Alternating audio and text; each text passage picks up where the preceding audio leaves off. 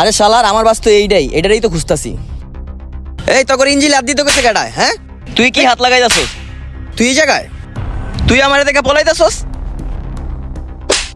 তোর এই বাসের ড্রাইভার কই? ওস্তাদ ওস্তাদ ড্রাইভার সাহেব তো পিছে ঘুমাইতেছে।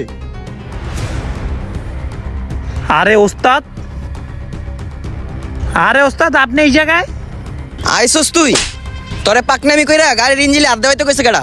আরে ওস্তাদ, আপনারে কতবার কইছি গাড়ি ইঞ্জিন আর ব্রেকে সমস্যা আছে, আপনি তো একটাবারও ঠিক করলেন না।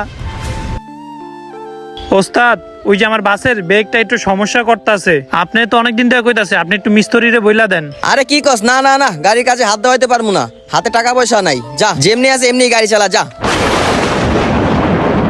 গাড়িতে আয় হয় না 2 টাকাও, খরচ করে দিয়েছে 3 টাকা। আমার গাড়ি আমি বুঝমু, তোরে দেখতে কইছি?